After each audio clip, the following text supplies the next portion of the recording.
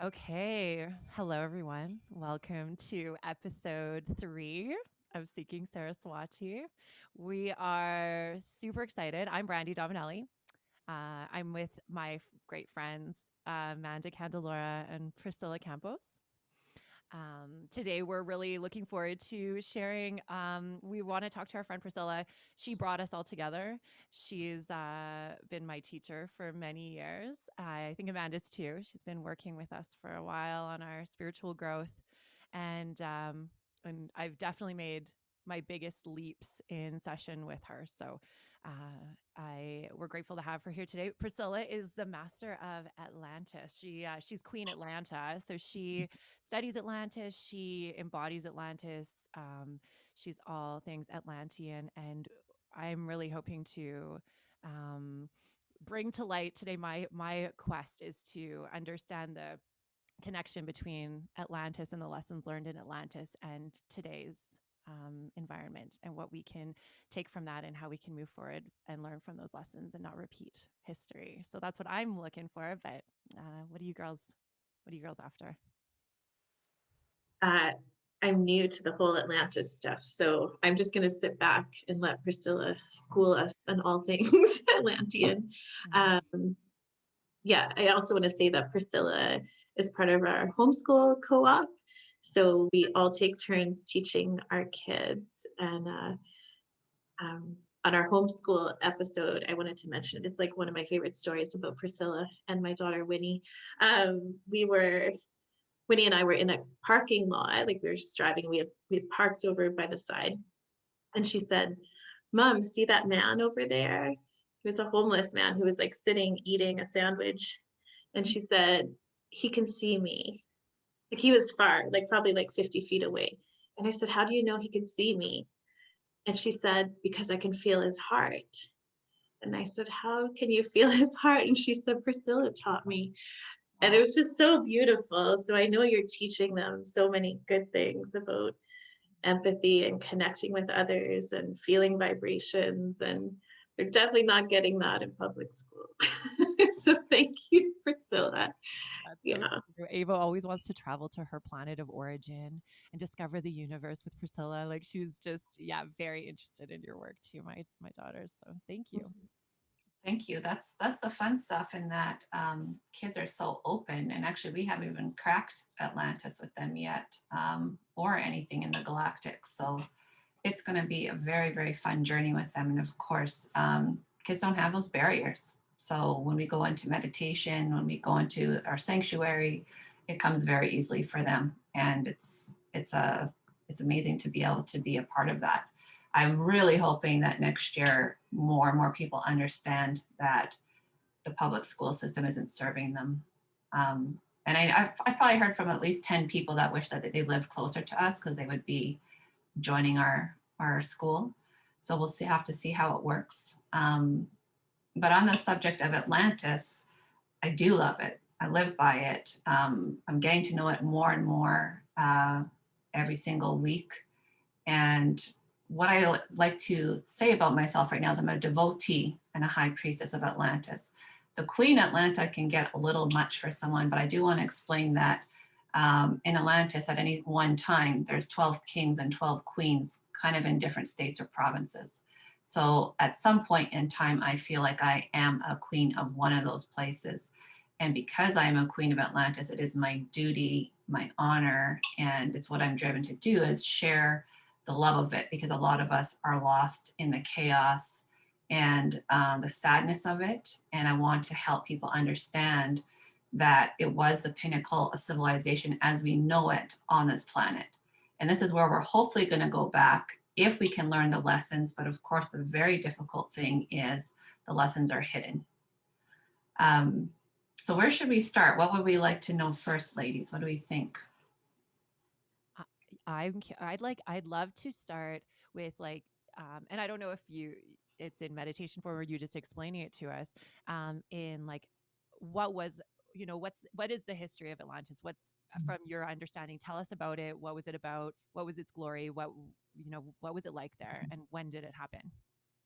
So we have a lot of us, if we go back, we're all going to have different views of Atlantis. Now, it depends what lifetime you're sinking into, because if you're going in the golden age, the glory age, then of course we're going to see magnificent things never built before on this planet. You're going to see people wearing crystals on their foreheads all the time to have telepathic communication, not only with people, but with animals.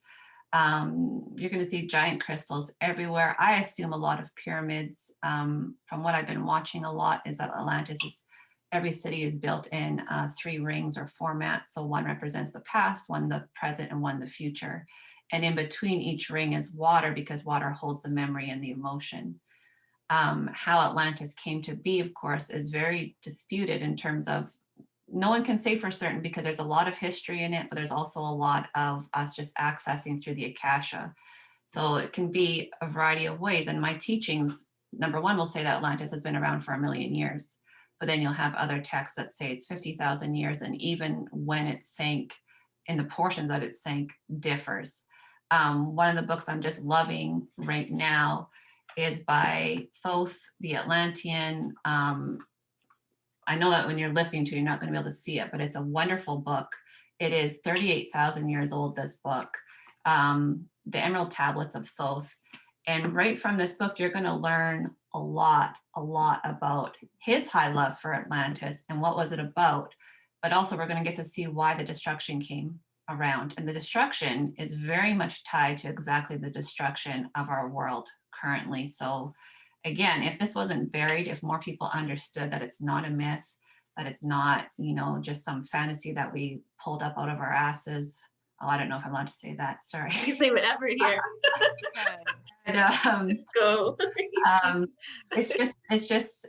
it's so much to me. It's really my home. And actually, I would like to back up, because I didn't grow up thinking anything about Atlantis. And I do remember in 2016, I was in Europe, enjoying the UK, and I went to this place called Bath in England. And Bath had a wonderful statue of the goddess Minerva, who I prefer the Greek term, which is Athena. And when I saw this statue, I looked at her and I said, you have a message for me? Because it just seemed like she did. And she told me that I was going to be going to Greece, returning home to Greece very soon, and much quicker than I thought. Now, this is August of 2016. After that point, and I've told this to my other people I read for and other people that I do healings for, when you have a call to go home, like I experienced, it gets to a point where you become very homesick. And so what she did, she activated almost like a homing beacon for me to get my ass back to Greece. And it took a year for that to happen, which I guess is actually quite short in terms of our lifespans. And it was amazing. But leading up to that, my guides then told me, before I went to Greece, I needed to learn about Atlantis. And this is in 2017. I'm awake, but I'm at this point where I'm still arguing with my guides about a lot of things. And so when they told me about Atlantis, I said, why? I go, what's the point? Who cares about, that lost city? And, here I am 4 years later, fully engaged and obsessed with it. So I would have read about 4 books before I went to Greece. And so anyone that has, like, such as me, that loves ancient Greece, ancient Egypt, ancient Rome, Mesopotamia, Persia, Turkey, that whole area is really Atlantean outposts. So Atlantis, what we want to think about is like very much like ancient Rome. It's not just about that one city or that one place. It's a civilization that's going to continue to expand, either through conquering through war, or actually just through conquering through spiritual expansion and higher consciousnness. So Atlantis is was situated on the outside of Africa and Europe, somewhere right in between that area. And there's this place called the Pillars of Hercules, which is where they would have taken in the strait to get into the continents.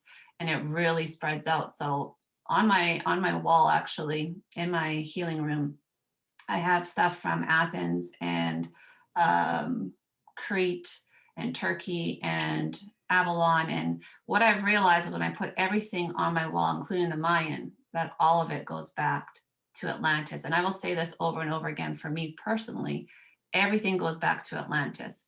But if you talk to a Lemurian, they will tell you that everything eventually goes back to Lemuria. So those two places are very intertwined. The history of it is going to be, you know, very long and fascinating. But basically, we are an experiment by the galactics to see if we can keep our high vibration, our faith in a higher power in God, but have it that access shut off to us in certain forms. And the answer in that time was no, we cannot do that. And currently, we're actually struggling with it again. So it goes around and around. There's different facets to it. Some books that you'll read will say that the Atlantis experiment was five times over. Some won't state anything like that. But if we know in our hearts what's going on is that we had an opportunity on this planet to come into a real fifth vibration around the whole planet. And again, Atlantis is going to take up the Atlantic Ocean to North America, to South America, and begin to make its way as far as Tibet. So it has a really huge global span. Now, the other opposite of that is the Lemurians or the Muans. And those guys are going to have a lot of the Pacific Ocean. They're going to have kind of like Southeast Asia, Australia, New Zealand, and going to like Easter Island and Hawaii. So they're going to have a lot of that. And it's very interesting what we learn about is this is the original West versus East philosophies. It's going back 50,000 years, 300,000 years, because the Lemurians are very heart-centered, water-based people, not necessarily in the same form that we're in, because they're actually known as water angels. Whereas the Atlanteans are always talked about being very mental, very intellectual, very grounded, but constantly wanting more. And so there, what, you know, for some time there's going to be a beautiful balance when we come to the golden age. And when that balance starts to turn, we start to see what happens, which again is what we're dealing with now. So a lot of stuff going on in Atlantis.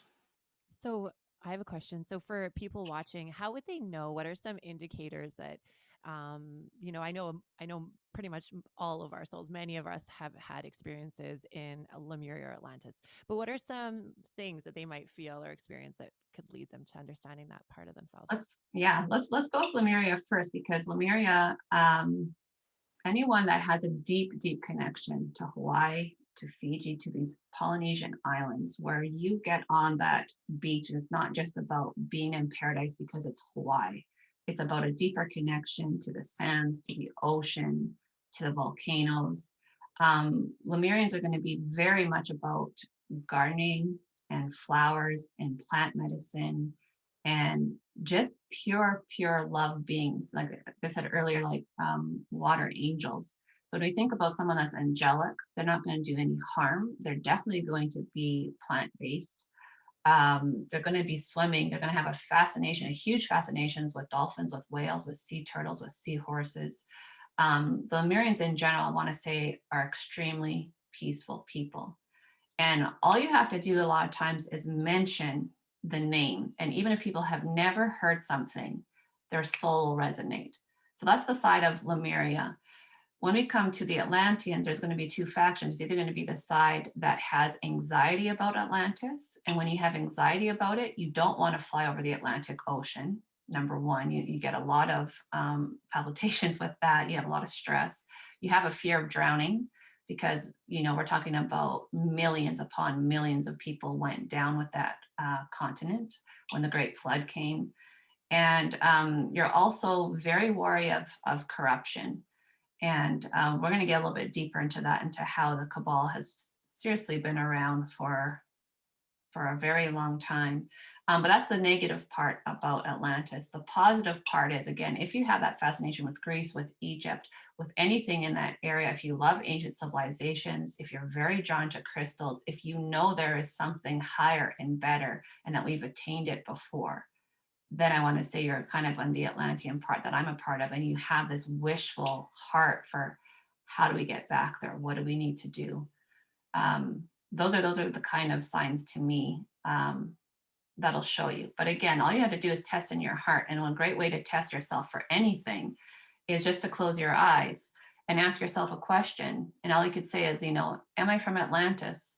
And if you can get through the ego, to me, when anything is a yes is a high vibration. And it's like the angels singing. It's like your heart lifts. It's like, yes, and it comes up. And when something is a no in your body, it's low. It's like no, and it just comes down and it resonates there. And that's all you have to do to seek it out. But again, one of the biggest indicators is, I'd say, if you love Egypt, it's because you're Atlantean. That's beautiful. It's funny. Priscilla and I have talked a lot because I definitely, as soon as she said Lemuria to me years ago, I knew that was where I came from. And when we work with Atlantis, I have that Right. uncomfortable feeling, and so I definitely have had. Amanda, what's your experience with those two? I think my first reading with Priscilla, we uncovered that I was um, Angel from Atlantia. And I definitely resonate with Atlantia, especially like the negative side. I've always had a fear of drowning. I used to say, like, as a kid, I would be like, I'd rather burn to death than drown. Like, it's such a powerful fear of mine. I'm not a great swimmer. But I grew up by the ocean, right? I'm from Nova Scotia, so I grew up on the East Coast. And, you know, like you said, like the anti-corruption characteristic, yeah, I definitely have that. So I feel a strong pull toward it. I'm not Lemurian. I like meat and I'm not plant-based. Atlanteans are also plant-based. Oh, are they? Oh, yeah, we have a contract with our contract animals on the planet is just to serve us in terms of allowing us to have their goods, but not their flesh. So, you know, wools and eggs and milk, when it's a natural form of milk from them, those things are encouraged. But Atlanteans are also very, to have a high vibration in general, we want to eat foods that are live and have a good life force in them. Not to lecture anyone, it's just something I've learned along the way. But I do want to say that Nova Scotia is actually also a part of Atlantis. Yeah, I would assume so for sure. Yeah, so it's very interesting. And I think even before the outposts started breaking off, Nova Scotia was considered, because it's at the very tip along, I think, with Greenland, and then it kind of comes into Ireland and such. But also anyone that's a redhead, what I've recently been researching, you're an Atlantean. That's as far back as your stuff goes, because all the people from Ireland and Scotland and Wales and the UK and France and Spain, they're all originally from Atlantis. And redheads, being redheaded is a very, very strong extraterrestrial vibe, as well as an Atlantean vibe. So there we go. Redheads are truly special on our planet once again. My daughter's a redhead. We know she's special. Yeah. Okay, I'm curious about how in the golden era or the golden age of Atlantis, how did technology, how were they using technology at that time? And then how could you take us through the technological evolution of Atlantis? Do you mind? I think the beautiful part about this golden age is that we were very well aware that we weren't alone. And so number one, we had huge influences by the Palladians, the Syrians, the Arcturians, and the Orions played very heavily into Atlantis. So a lot of the technology we had is because it was shared from our cosmic brothers and sisters. And that's even true, I think, now, as if you know anything about, you know, black projects and stuff, a lot of that is from UFO crashes, that technology. So it's not that the Atlanteans themselves were so amazing and super smart, but it's like they were smart enough to have this connection, and they didn't stop it. So some of the beautiful things I've read, and this is in Diana Cooper's Discover Atlantis book, is something like, if you by chance became amputated, let's say you lost an arm, a leg, an ankle, something happened to you, they would take you to one of their healing facilities where, through the use of crystals, they would grow you a new limb. Now, this limb is not artificial, it's not bionic, it's flesh, it's cells, it's your DNA. This is just some of their technology. Crystals play a huge, huge part in both Atlantis and Lemuria. Lemuria is more about connecting to spirit and connecting to Gaia and using crystals to help the earth grow and giving back and connecting to each other. But in Atlantis, it was more about how much further can we go? Where can we take this? So if we think about pyramids, pyramids are like giant computers, and the Atlanteans themselves and their ancestors are responsible for all pyramids on Earth. And all these they're beautiful connection portals. So what I've been reading is that being inside a pyramid, not necessarily so good for you, but everything that's outside of it will grow like crazy. So even putting a pyramid, in your garden, even if you gridded it with crystal pyramids, you're going to have way more yield. And so the Atlanteans knew these kind of technologies inside and out. They also understand geometric forms, sacred geometry. Everything is built in sacred geometry, how we talked about their cities are built in circles, but then they also have these cube and pyramid structures that are again going to connect us all. And so this was like their first internet of the world, was the Atlanteans had established outposts all over the world. And this is how they communicated. And ultimately what they say, this is how they also destroyed the Lemurians, was that not only were these pyramids good for communicating, but they could create such a sonic wave that it would be like the equivalent of an atomic bomb, and it would take out the whole area. And so they're both a blessing and a curse. So again, Atlanteans are very smart. Everything's going to be very dual with them. When I think about my time as being Queen Atlanta, which I really do believe is about an 800-year reign, mine was opposite of that. Mine was, how do we help everyone stay in the fifth dimension? And a couple of times when I've been in the fifth dimension, living this planet, but being in the fifth dimension, everything is golden. And everybody you see them at the soul level. You see their body peels away and you see their spirit. And when you see their spirit, it is your duty. My duty as a queen is to make sure that everybody is happy and peaceful and loved.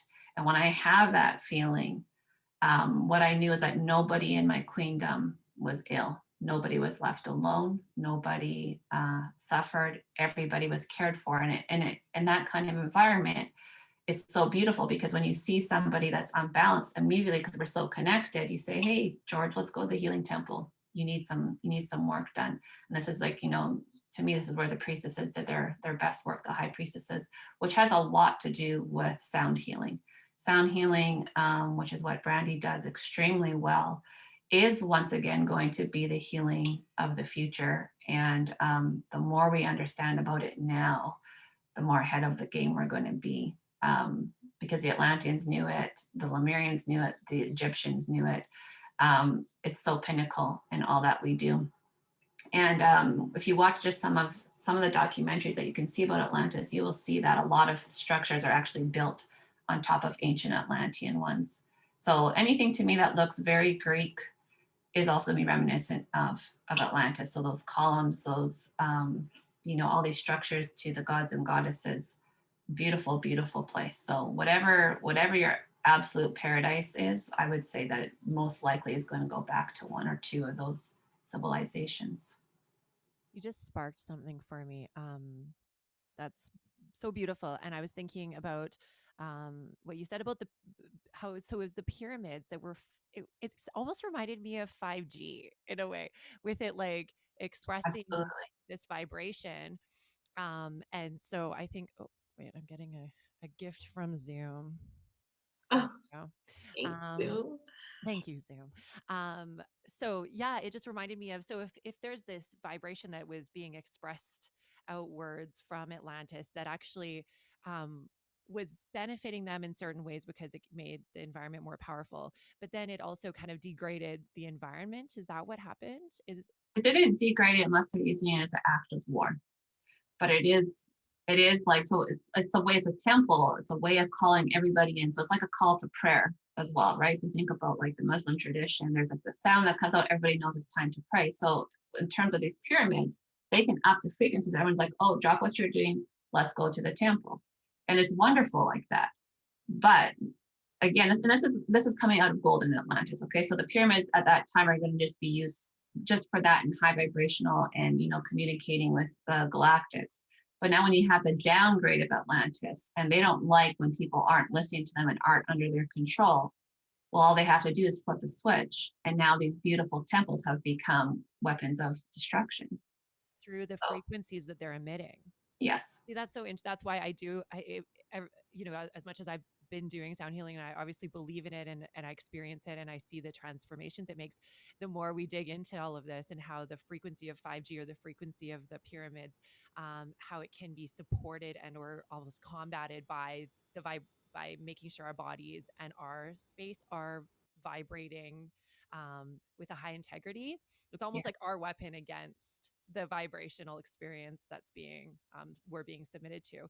So when the Lemurians then were experiencing, you know, in the darker side of Atlantis, as Right. we got into the more you know, the darker era, how was the energy from the pyramids affecting the Lemurians? Like, why? What happened? They would have just wiped them out. So this sonic wave is like a vaporizer. So it's going to take out all vegetation, all trees, all buildings, and people. Just so we're going to instantly turn to dust. So from that point, the Lemurians as a soul group have a choice. Are we going to come back to Earth and, you know, go through the incarnation cycle and try to correct this? And for the most part, it was like, no, the Lemurians did their work. They left pieces all over the world for us, including, you know, a big one in Easter Island. They left their knowledge and their love for us to find. So there's a couple stories about the Lemurians. Number one, they've ascended. They've gone to a different part of the galaxy. They go back to the Pleiades, which they're very heavily drawn to. That's where, you know, a lot of their ancestors are from. Or they go to Middle Earth. And Middle Earth is very much connected to South America, Central America, and parts of North America. So we have anything from like Mount Shasta, you know, in the States, to going down to places in Peru that we're going to find all these little outposts of Lemuria, but they have to really go into hiding because the Atlanteans had become very aggressive at that point. And very similar to what is happening now with the New World Order, I think the Atlanteans had that image for themselves, that they would be all powerful on the planet. And this is where our faith comes in again, even with what we're going through right now, is that we have to have faith that this is not God's design for the planet, nor is it Gaia's. And they will work together to eliminate any kind of threat like that. And so ultimately, the Atlanteans were judged for their actions. And although some of them had the foresight to get out beforehand, we also have a huge cataclysmic flood, which is written in the Bible. That same flood that took out most of Atlantis, and deservedly so. So when I think about it, when I want to raise Atlantis, I don't want to bring all that crap with it. I want to raise the highest vibration of it. And to do it, we do have to come into fifth dimensional love and light. And when we do that, I think then we're going to see Atlantis reborn. And possibly, who knows, you might even see a continent rise up and be like, there we go. So it's all about intention. Really, the only difference in the golden era and the darker era of Atlantis was the intention, because the technology was there in both eras. Yeah. Nothing really shifted except the control or the. Yeah. It seems to be a shift. There's a hierarchy system in Atlantis. You know, you have the high priest and the priestesses, but then you have the magi. And a lot of the blame goes to the magi in that they were the ones that would keep all these like sacred teachings. And you have to go through a very long initiation process to come into this like priesthood and to learn about alchemy and all these wonderful things. But eventually they came to a point where they realized, hey, why do we share this information? If we just keep it for ourselves, if we just use this magic for ourselves, we'll create more wealth.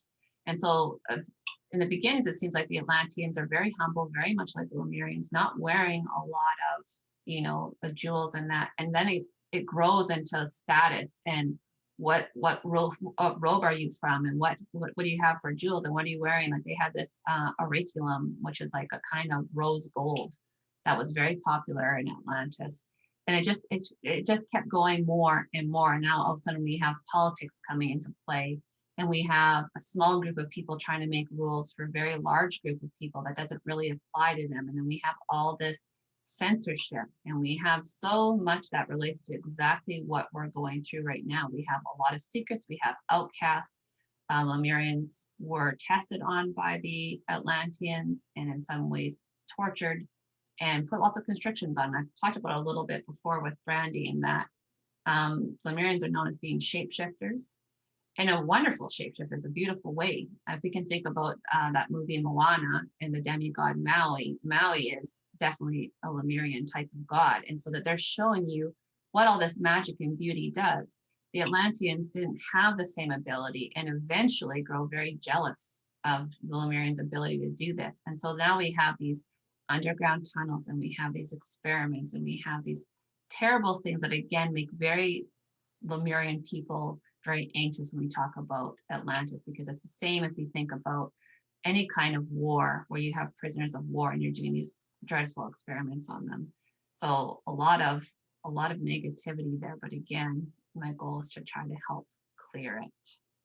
You've reminded me of a story that I recently, my teacher in my sound healing training was talking about the Hopi people and how they prophesize a great flood, and every time they purify, the earth is purified. Every time we get out of balance, we end up with the purification. And so throughout history, there's been all these great floods. So that's interesting that Atlantis had a great flood, and then there was a great flood during Noah's time, which I'm assuming that's another flood, right?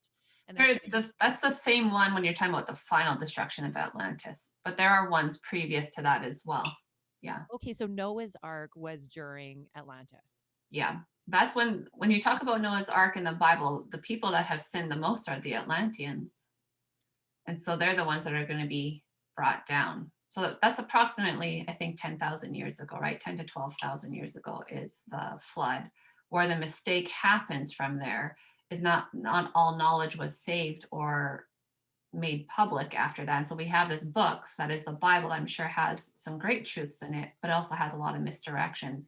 And we have this, it's a re-emerging of civilization. It's not the birth of civilization, because that's already happened 100,000 years ago, 300,000 years ago. I would like myself to know more about the Bible so that I can understand it more and dissect it more. There is, like I said, grains of truth, but there's also a lot of fabrication in there as well.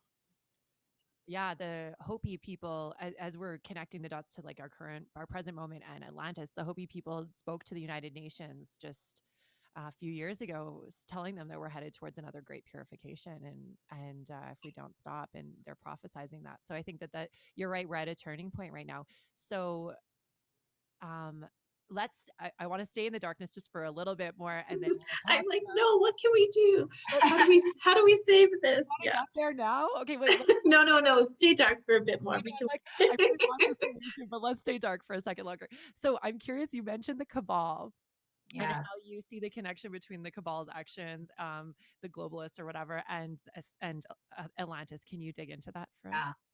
Let's talk about evolution, because last year when lockdown started, I was watching a series on YouTube, and someone had mentioned Atlantis in a negative way. Okay, now here's where we're all evolving, because me up to that point, yes, did I know there was corruption? Yes, I know why it fell? Yes. But when someone mentioned that the cabal was in Atlantis, I immediately got offended in my soul. I was like, oh, that can't be possible. That just can't be possible. And then, as the universe does, I've read about 4 books on Atlantis in the last little while. And one way or another, they all speak about the cabal. Is it that exact phrasing? Absolutely not. But what we know about Atlantis, and again, referencing this Emerald Tablets by Thoth, is a chapter I read about 2 weeks ago, simply blew my mind, because Thoth, who is a priest king of Atlantis, whose father is a king of Atlantis, and again, he's a very devout Atlantean. I feel like he loves it in a similar way that I love it. It's just everything. And he talks how we have to watch out for the people that come out of the tunnels from the darkness, that they're shapeshifters, that they have the heads of snakes, and that they will come out and pretend that they're the same as you. They will infiltrate you. They will be your politicians. They will become your leaders. And you won't even know that you're following the darkness until it's too late.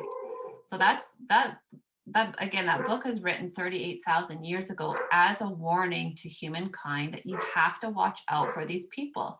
And it's not saying that everyone that's reptilian is a bad person, because we know that they're not, but there is a certain brand that have been continuing for hundreds of thousands of years. If we trace back the Cabal, if you've watched the Fall of the Cabal series, I believe they trace it back to 900 AD or 900 BC. I want to say 900 AD.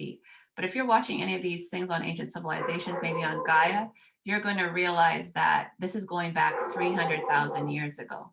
And so Atlantis is just ripe for the picking. Anywhere there's going to be power and higher consciousness, what's going to happen is that to balance that beautiful light, the darkness is going to infiltrate. And when we talk about that, it's going to be the same things that we know the Cabal does now: child sacrifices, worshiping a God that is not God, and taking people to volcanoes and throwing them in. And when that's not good enough anymore, ripping out their hearts, which again goes to the Aztecs. You start off in this very pure way, and through fear and through propaganda, you start thinking, well, there's nothing that'll please them. And what was happening with Atlantis is that over this 30,000 year period, it's downgrading.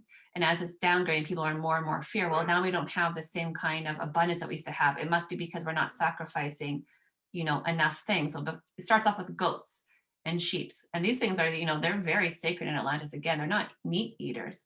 But once you start turning the tide, now we do start eating meat. And whereas sex is very sacred and a very divine union between two souls, now it becomes an orgy. And women, where we were treated and honored and respected, and we were the wise women on council, now we're nothing. Now we don't have a voice.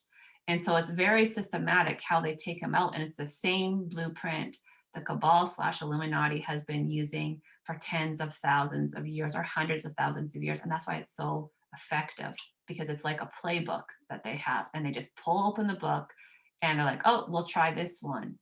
And, when we talk about offshoots of Atlantis, which again can be ancient Rome, Rome is famous for the Colosseum. What is the Colosseum? It's a distraction. Where do we have Colosseums in our world right now? In every single city.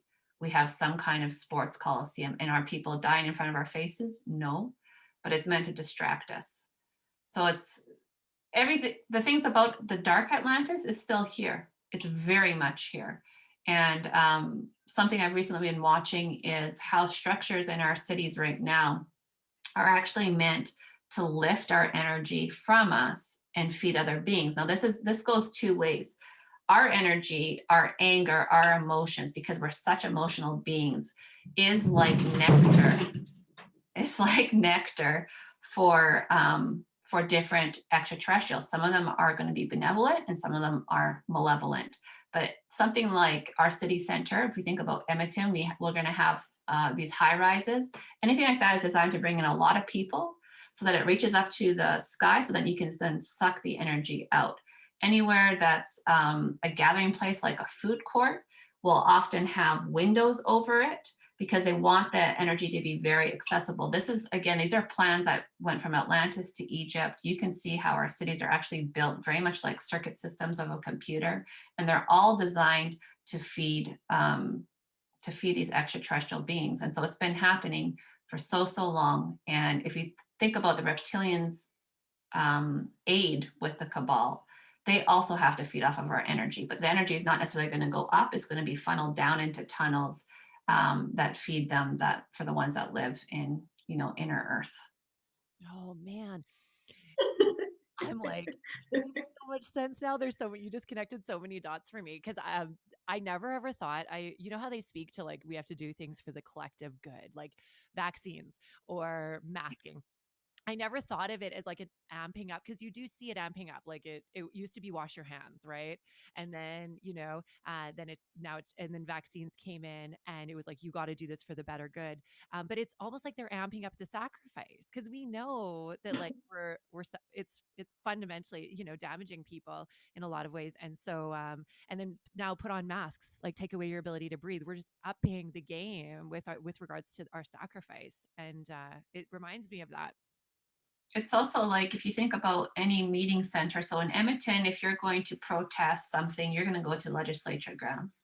The legislature itself is designed almost like a rocket to, again, and there's going to be water that's going to amplify our emotions, right? Now it's even going to take all these people that are protesting peacefully or, you know, saying something against the government, and now it's going to take all of our energy and pull it up. And the thing that really sticks out in my mind right now is like the Washington Monument, right? If we think about that huge body of water and what's there, a big phallic symbol. The phallic symbol is what's going to suck up that energy and pour it out. And this is the way our civilization is designed. Now, of course, I'm sure we can make it so that it won't be so malevolent, but currently it's just sucking our energy out. It's really crazy. There's so many books on that, and actually I'm reading that book right now. It's called The Hathor Material by Tom Kenyon. And the Hathors are the Venusians, and they're beings of divine love. They're very, very peaceful, loving beings. But they talk about how our energy feeds our galaxy. And again, it's why like humans are so important to the galaxy, because we have all this mixture of, you know, third dimensional and all these like black and white type things and all these strong energies. So if you think about all this conflict on Earth right now, think about how much energy we're pushing off of our Earth, and people are just like feeding off of it. So eventually what we have to do is learn how to control our energy, to harness our own through, which, you know, a lot of people call that through tantric kind of practices, but also really about strengthening our ka, which is our energetic body, and not letting everything pour out. But when it comes to a peak, is actually grabbing it and pulling it back in and using it for your own life force. I imagine like, you know, anything to do with Kundalini, kind of Kundalini yoga, those types of things, practice that. But these are things that ancient Egyptians, ancient Indians, you know, ancient Atlanteans would have known how to protect ourselves and how to do this. And then again, through the process of evolution, of disasters, and of people doing what they do now, censoring, burning libraries, killing the storytellers of each village, those kind of things, that information gets lost. And it suits the Cabal's needs, because if we really remembered what we're here to do and what we're about, game would be over immediately. Yeah, There's how no powerful we are. yeah. There's no COVID. We really underestimate ourselves, I think. But yeah, because we've been disconnected from it and steered away from it. So what can we do to, I don't know, teach teach others to reclaim their power? Or yeah, that's, for me, that's my mission, is to help people heal. Then through your healing, you can come into your awakening. And from your awakening, then I'm going to give you some activations. And after that, you're lit. And I feel like you're on fire. And of course, that's not just me. That's a lot of people around the world that are doing that. And that's how I experienced my own beginning of my awakening, was having a Reiki session, not knowing what I was in store for. And it wasn't mind blowing, but it instantly shifted. And so the beautiful thing about energy healing or connecting to your spirit is that's how you awaken it. And once that light bulb comes on, and I think all three of us can agree, you become insatiable. Everything you want, more and more and more. Once you realize that there's much more to the story than you've ever been taught, it doesn't matter what route you go. My route is very ancient civilization and, you know, angels and dragons and unicorns, and I love all that. That's not for everybody, but there's so many different routes, and it all brings us back to this place. So number one, people have to have the courage to seek out knowledge that's been forbidden, that's been hidden, and they have to start questioning why.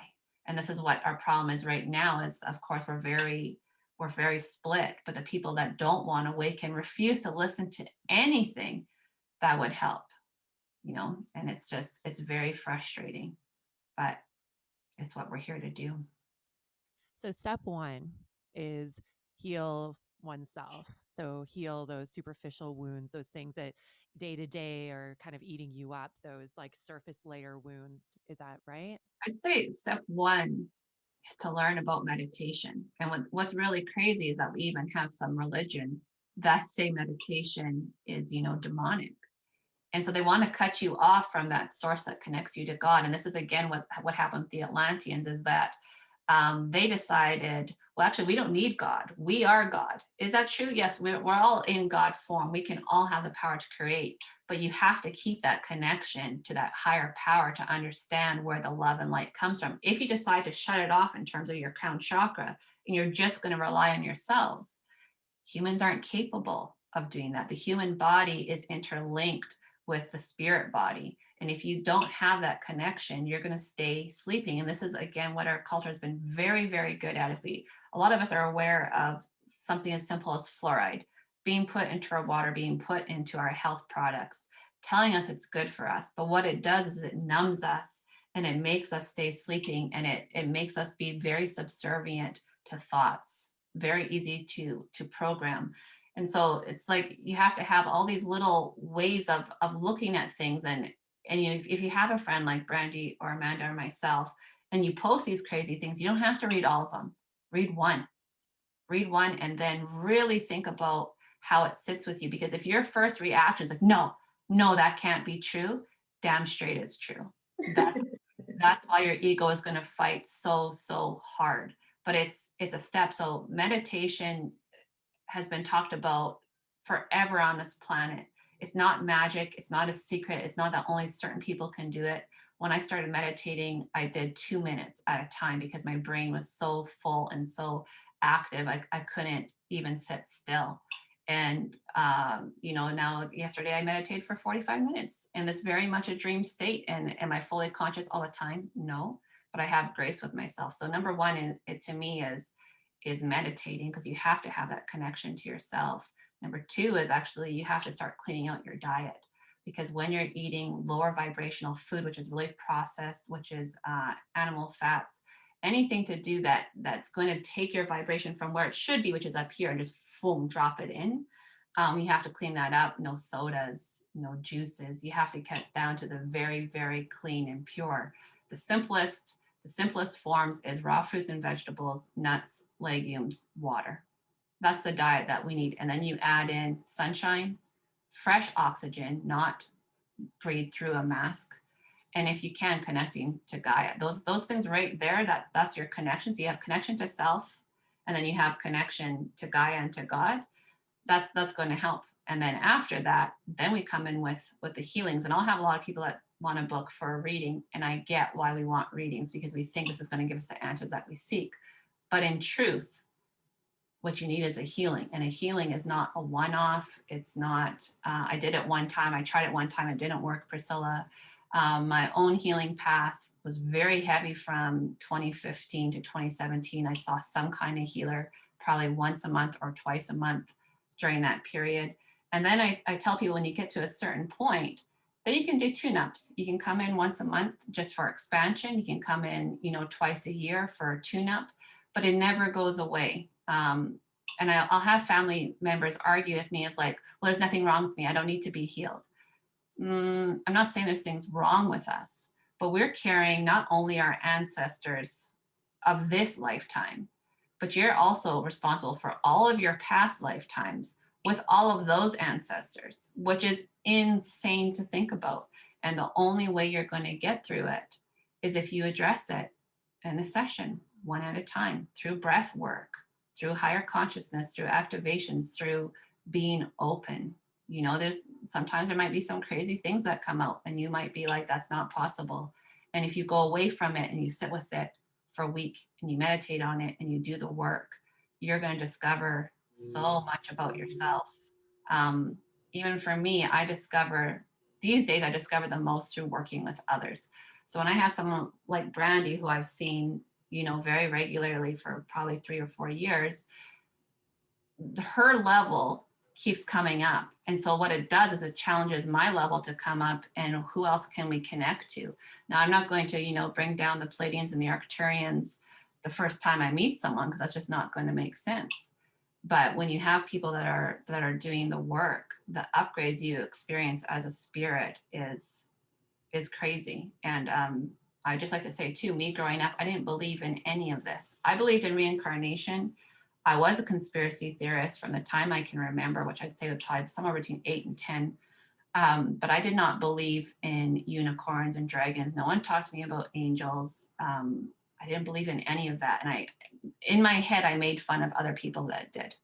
I thought it was ridiculous when girls would order unicorn bookmarks and posters for their rooms. And I thought it was so silly. And then here I am in my 40s, knowing that I wouldn't go anywhere without my unicorn. That's crazy. That's even crazier. It's what you taught us all to tap into it. Honestly, I remember the Yeah. first time I met my dragon, and I was like, and even still, like last week I did a meditation. I'm like, why are you pink? Like, what do you know, it still throws me sometimes, but it is powerful. And yeah, it's changed everything for me. I can say too, I also thought that, as you get through your spiritual journey and as you go through your awakening experience, that then you're just awake and you don't, you're just, it's done. And I feel like now more than ever, I think most of the people that I treat are healers or like very high vibrational people, and we are always tuning up, and I'm always seeking, like, I call Priscilla every couple of weeks to come in for a session. It's fundamental to me. I feel when I need it. Yeah, and I know, Amanda, you're the same way. Yeah. Well, both of you. Yeah. And I was speaking with my friend Michelle about this yesterday, because we're like, we can get into 5D a lot more quickly now. 3D feels so heavy.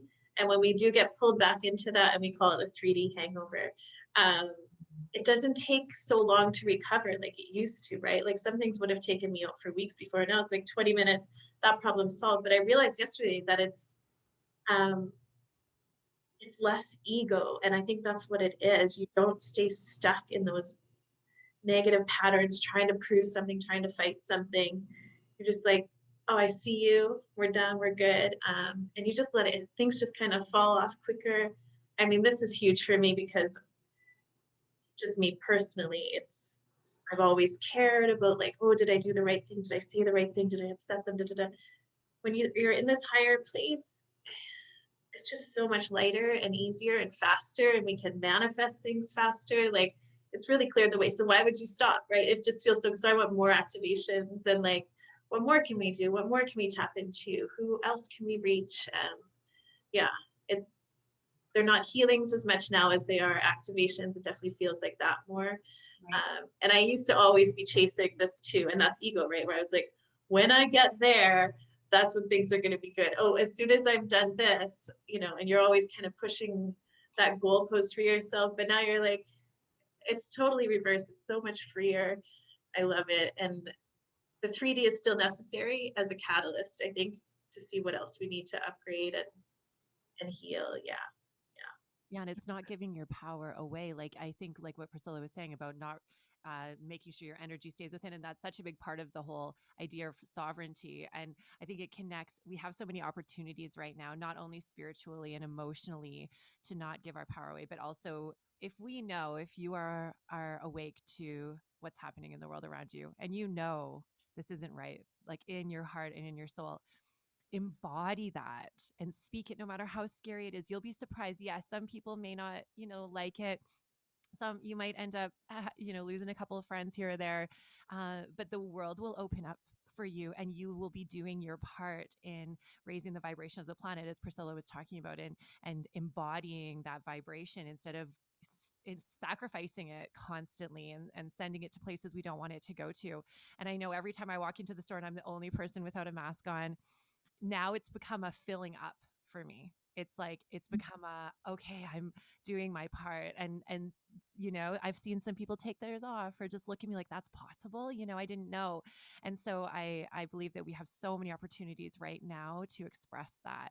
It's a great space we're in to practice. When we dropped off the kids this morning, and Brandy and I were walking out of the building, just laughing, talking, having these big, loud, fun conversations, and people are coming into the building with their masks on. And I think before, at the beginning of this, I would have felt a little bit guilty, but now I'm like, no, we're showing them that this is okay. This is safe. We're good. We don't have to be afraid of one another. Like, reclaim our humanities again. Yeah. It's a very successful campaign they've run, because the truth of our existence is that we have to be together. The part of the human interaction is the emotions, and it's the physical touch, and it's being each other's energy field and their vibration and feeding off of each other in that way. And what they've done effectively is destroyed that through the distancing, through the masking, taking away your ability to express yourself, shutting people down. I'm not as brave as these two. I don't go out very much right now because because I like my sanctuary so much, I'm in a great position where people come to see me or I serve them online.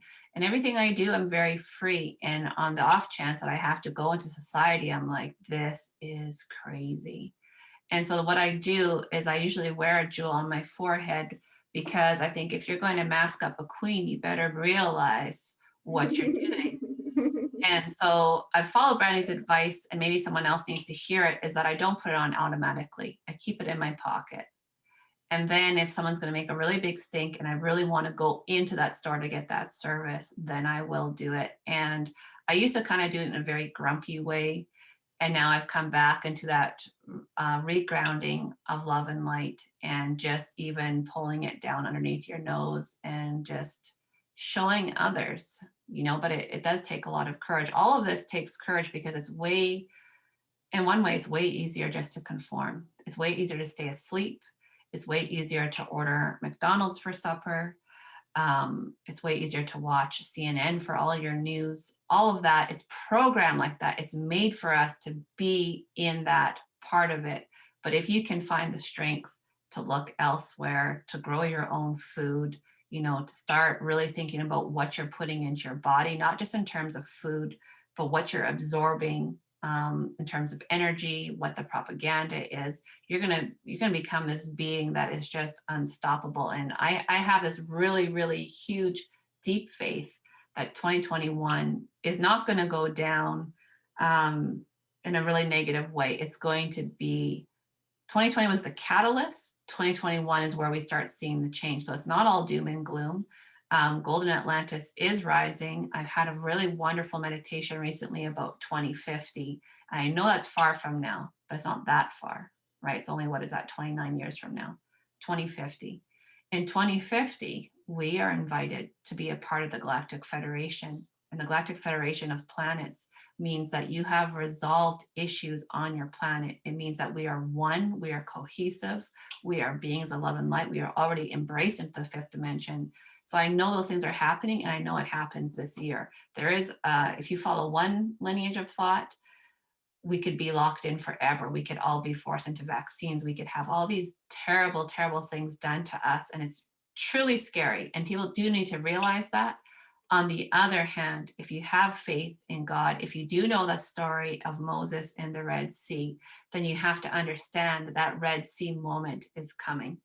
And I think it's going to be, probably, I'm hoping in the spring, there's going to be a huge shift in the spring for what we're seeing. But the whole process of it, of course, is going to take a very, very long time to unfold. I'm grateful that our children aren't being indoctrinated into the system. I can't even imagine teaching them anything I was taught to do with social studies. All of it to me is total fabrication. So when I get the opportunity, when it's the right timing, I'll definitely be teaching our children about Lemuria and about Atlantis and about the heights of civilization, where we've been from and how we got to where we are. And it's going to be really fascinating to do that. And because we can't trust our history books, one of the best things you can do is access your own Akashic records. If you can learn to read your own Akashic records, which is the book of your soul, then you're in the best place, because you can access any point in history at any time across any dimension, and you will find what the truth is through there. So imagine if we learned those things in school. Imagine if we all knew about self-healing, about meditation, about balancing your chakras, about how to access your own lineage. It takes away from so much of the control on the outside, which again is just, there's new ways of being. This, the school that we're a part of is like the birth of the new age once again. To me, it is how Atlantean children were taught. And it's very free thinking. It's more about, what are your interests? Great, that's your interest. This is what we're going to teach you about it then. It's not a standard curriculum. It's not everybody fits into this box. And one of the greatest things I'm happy about, which might be very silly, is that my kids won't have to learn math that doesn't make sense. Unless you're going to be a physicist, there's no point in clogging our brains with really stressful things. It's a new opening. And again, my heart's wish is that more people take the incentive to do these types of things, because you don't have to be this combination that we are. That's going to be unique, but you can gather with your own friends in your own circle and set something up and use your own gifts, because everybody is gifted. Everybody has something that they can teach their children that'll really benefit them, not just be surface about testing and stressing these kids out and making them study for hours on end. And yeah, so much to it. Yeah, Can I just say, as an educator and someone who is in, like I was doing my teaching degree, I think it's good that that history is there, even if it is completely false and twisted, because it teaches us the playbook that they're using. And we can see the patterns, and we can definitely learn from them, and we can learn how to flip it, and what not to do, and how to improve it.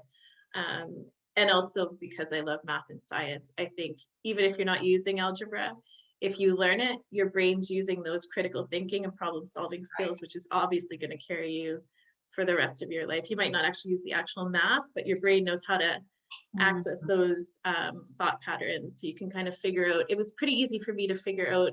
I was never really a conspiracy theorist until this year, but I was just like, yeah, this is just so easy to figure out because I understand the playbook, I understand logic, and this is so illogical that it's clear that it's a lie and it's not true. And truth just feels different. It just lands different. And yeah. So it's good. We all have our things that we're bringing. Yeah.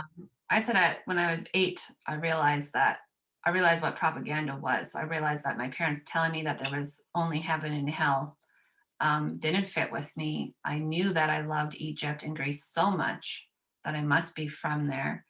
And so I hung on to that belief. And my mom was always reading autobiographies and different things like that. And so I read the autobiography of Elvis and of Marilyn Monroe. And I would have read lots about the Kennedys at that time. And at that same age, between 8 and 10, I knew that wasn't true. I had such a crush on Kennedy when I was 8. Isn't that weird? My grandpa had a book of him, and I was like, oh, wow. Yeah, I would have totally fallen for that. Something. Yeah, he does. Yeah, and look at the legacy. Look at what Robert F. Kennedy Jr. is doing. There's something about them. And, and it could be, if we think about it, there's a higher purpose. I'm sure if we look into it, they're probably very much with the Syrians or the Orions are probably very connected to that. And that's why they have a big purpose of awakening and shifting things. Yes, Robert Kennedy he's my hero. I think he's so brilliant. Priscilla, how can people access your work, in person or online? Thank you. Number one is really, I do love healings, and I love connecting with people. And my Instagram is where I'm most accessible, which is at the Atlantean Priestess. But my website, I think, is full of services that someone will find something for them. Probably one of my favorite things I do right now is I teach online classes on Mondays. I gather with a wonderful group of ladies. Now, we do call it Circle because it is Circle. Even though it's online, it's Circle. And in Circle, everybody has a voice and everyone brings their experiences in, and it's a share, and it's the elevation of frequencies. And why I love it so much is that while you're healing yourself and while you're activating and while you're expanding, you're also serving the greatest good. So actually last night we were working with the Venusians, and when we went to the temple, there was this beautiful, I'll say it as a bubble where you could see Earth. And so, Venus and Earth are said to be sisters. And so that connection is very divine and very beautiful. And when you look into this portal and you see Earth, you don't see her for all her scars and all the darkness. You see her as this amazing pure being of love, and then you connect to that. So it's one of my favorite ways to share right now is through that. I was actually hoping we could do a brief meditation just to bring in some love. And then I always like to show people who they are and who I am too, and who spirit is. Can I just say one more thing before we go? Because how I met Priscilla originally is from her classes that she does for children. So I think it was probably your fairy class was probably the first one I signed Winnie up for. And then she did the mermaid workshop and the unicorn workshop. So she also does lots of great things for kids. And yeah, Thank they you. love it. Yeah. Yeah. Okay, let's level it up. Okay. Yeah. Amanda, maybe let's mute our mics. We'll leave it. Okay.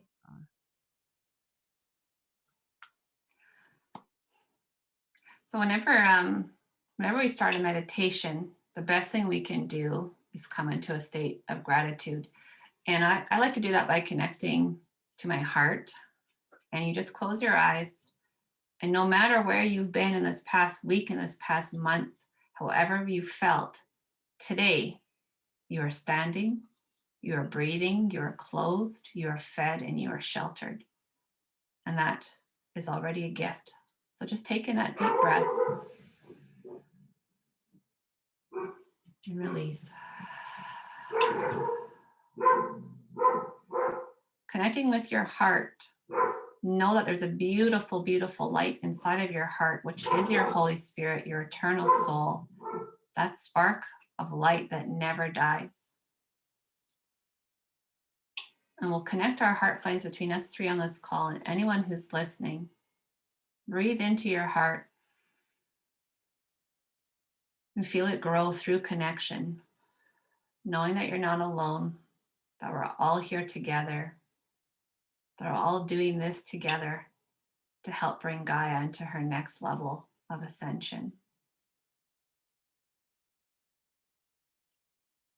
And just through breath and through intention, you can shift your energy, you can shift your thinking. And right now, I want you to imagine your favorite spot on Gaia. It's not a city, there's no buildings around, it's you and Gaia and the elements. The element of earth below your feet and the rocks and the trees and the sand. Connect to that vibration, that grounding.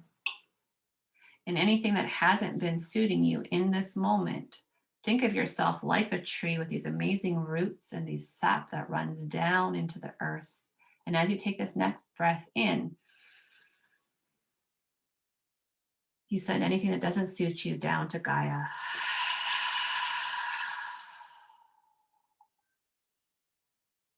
Let's try that again. Take any energy from your heart and especially your mind. Anything that feels dark, sticky, heavy, allow your body's energy to take it down for you into Gaia. Breath in. Releasing down below. When you bring in the element of water, water for cleansing, for purification, for emotion, for memory. Wherever you are, invite a water source to be nearby and feel its mist gently cleanse you. And especially again, your mind and your back body, the back of your neck, the shoulders. This is where, even if we do a lot of regular cleansings and healings, our front body feels really purified and good, but our back body is still holding all of it. And so feel this mist travel through your cells and take off any tensions from the shoulder blades, from the neck, from the skull, from the tailbone, from the hips. And breathe in and gentle release out.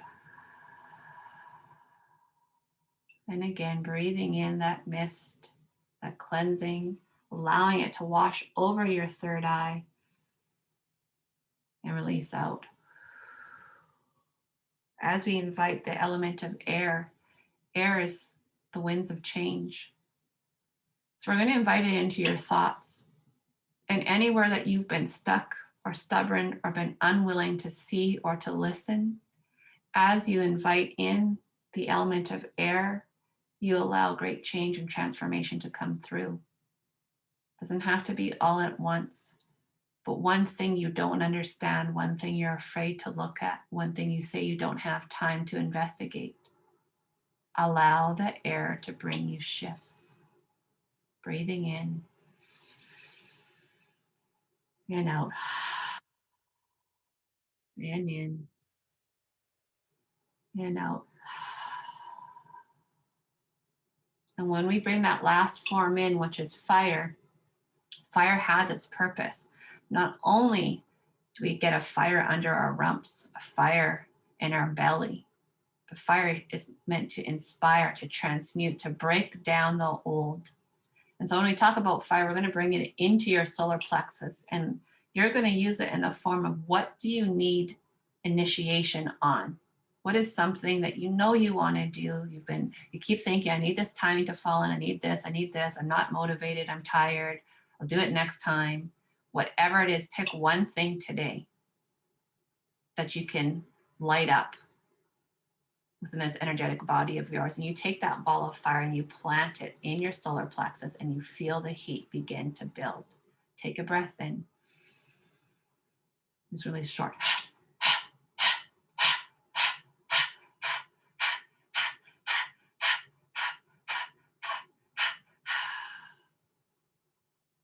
Tap yourself a little bit on that solar plexus.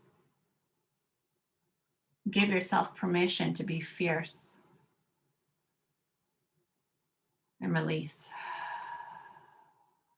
And just to seal all that in, invite the energies of the cosmos, the divine wisdom, the starlight, the moon, the planets, our galactic sisters and brothers, God and the angels. Invite that higher consciousness of love and wisdom in, and scoop it up into your stellar gateway, your soul star, your causal, and eventually into your crown. And let that shower down in gold and silver light, in the light of violet, the violet ray, and the blue ray. And remembering that you're not alone, that you're just one of a trillion souls of the oversoul, of the collective soul. And you have a very strong purpose. And it's time for you to get on it if you haven't done it so already. Take a breath in and a sigh out.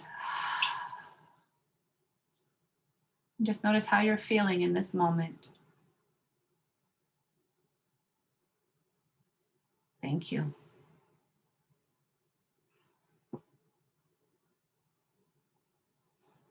Well, now I'm unable to speak. I'm happy Priscilla place. Thank you so much, Priscilla. Thank you. I continue to be grateful. I can truly say that I would not be doing this work. I would not be here if it weren't for you and your guidance and your ongoing love and compassion for me in my journey. It's shifted me and my children and my family in every single way. And I honestly, I can't express to you enough how grateful I am for you in my world. Um, I also, Priscilla and I collaborate on new moon and full moon and other ceremonies at the Healing Room in St. Albert. So you can visit Priscilla's website. It's priscillalightworker.com or seekingsaraswati.com. They're listed at both spaces. I do the sound and she takes you through a journey. It's just magic. So I'm grateful for you, and we look forward to having you back to chat more and share more of your wisdom. Thank you. And I just want to say, with Brandy in particular, when you make great strides, it's because you did the work. I also have clients that I've been seeing, here and there for 3 or 4 years, and they don't have the same progression because they don't do the work.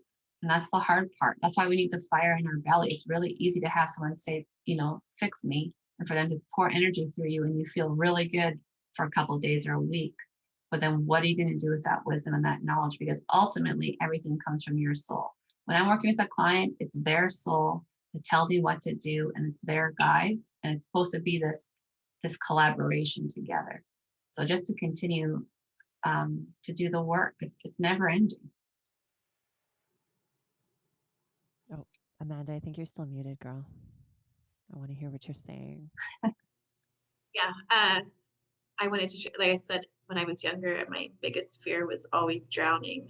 But now in these healings, going into the water in these meditations is my favorite. I just feel so comfortable there. It's so cleansing. I could stay there, through most of the meditations, which could be like over an hour sometimes. And I find it so comforting now and soothing, and I'm swimming with dolphins and mermaids, and it's super dope. Yeah, I like it. So we're healing in ways we didn't know possible. It has nothing to do with the physical. Yeah, yeah. This month with me and Brandy's Cosmic Activations, we're working with the Syrians, and that meditation is very powerful. So the Syrians are responsible for basically everything that's happened with the Dogon tribe, with a lot of the indigenous tribes around the world, and of course with Egypt. So if you want to connect to those energies and get that activation and come to deeper peace and healing, you're definitely welcome to. It's going to be a wonderful adventure. Join us and build circles. If you're not from here, make circles, healing together, looking at other women, hugging other men and women, hugging other humans. It's so powerful in experiencing spiritual growth alongside others. So ceremony, and I didn't understand how sacred it was. And it's shifted.